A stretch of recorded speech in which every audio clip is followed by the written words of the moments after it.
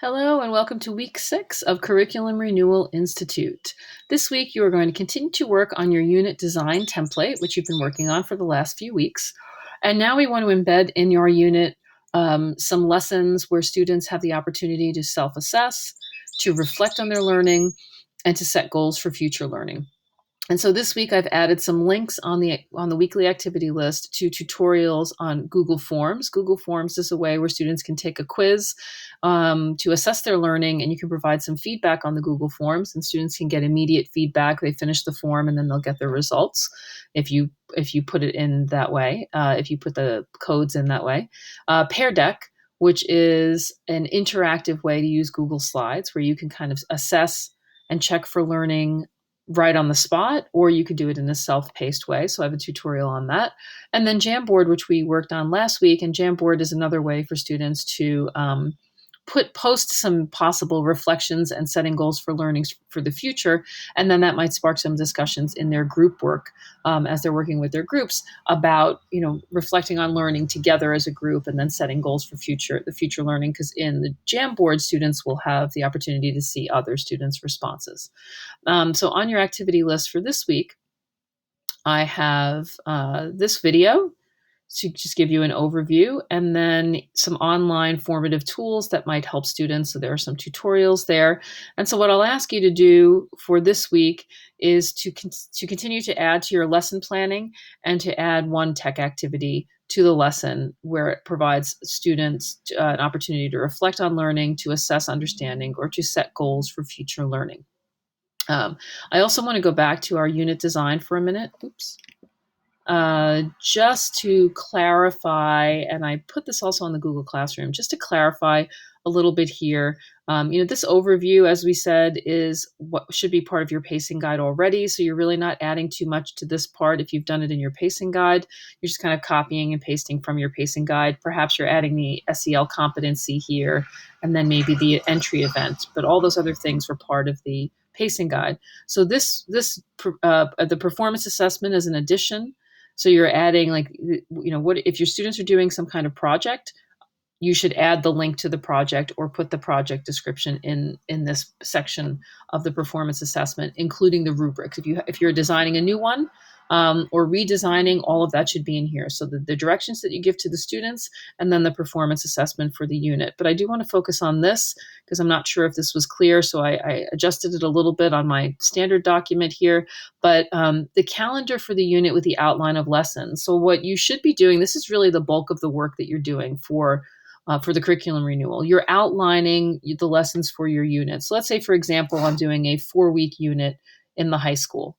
4 weeks for me would be 3 classes, 3 80-minute blocks per week. So that would be 12 different lessons. What I do is I usually do something called a cycle sheet, where I plan out my lesson for the week or the cycle, and I have like a sketch of a lesson plan with the homework and assessments that I have on another column. So, potentially you could have, if you were in the high school, 12 to 16 lessons where you're sketching out the lessons in this section. So you would need to submit a sketch for your lessons of at least like 12 to 16 lessons, with whatever homework or other things that they're doing. So kind of a lesson plan. Again, it can be a sketch, but I just want to make sure people are clear on that.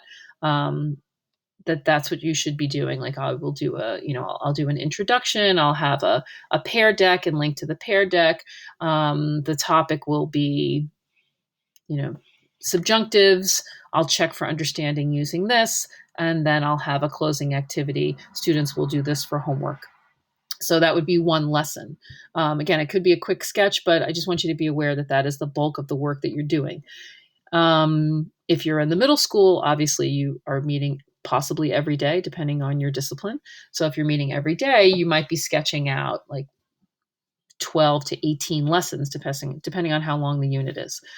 Then within those units or lessons, you're going to be adding these instructional strategies and assessments. So it's not just these 5 things that you're doing. It's a full outline of lessons for the particular unit, for the get credit.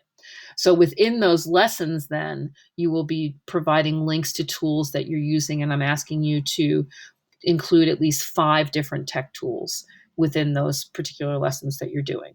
So it could be that you're using Google Slides. It could be that you're having them do a Flipgrid and a Padlet, and then maybe a Google Forms, and then adding that into your lessons. So I just wanted to be clear about that. If you have any questions, please make sure that you email me.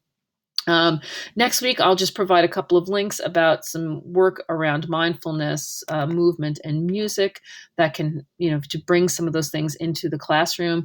There are a lot of, if you go to Pear Deck, you'll see that there are multiple SEL checkpoints that you can use. They have standard slides, so that might be helpful, but maybe there are ways in your lessons that you break down. You might want to talk about how you can incorporate mindfulness, movement, or music. And then really that will be wrapping us up in the next few weeks. So you're continuing to work on this. And then hopefully finding some ways that you're supporting your own health. I know it's hard that I'm posting every week, but I'm doing that intentionally so that you can pace out some of the work. Because I know for me, even if it's, I know that I have a deadline that helps me, and then pacing out the work with some deadlines is also very helpful so that you're not cramming everything into the last minute, which I know happens too. So if you have any questions, please feel free to email me at dflood or post some links or questions to your Jamboard that I have here. And try to test out some of the fun stuff that we have on your uh, that we've provided.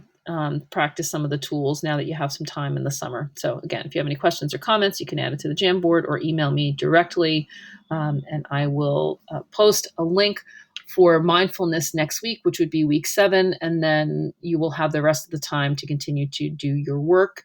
The final deadline would probably be the end of August if you need credits for September. But please reach out to me if you have any questions. Thanks, and see you next week.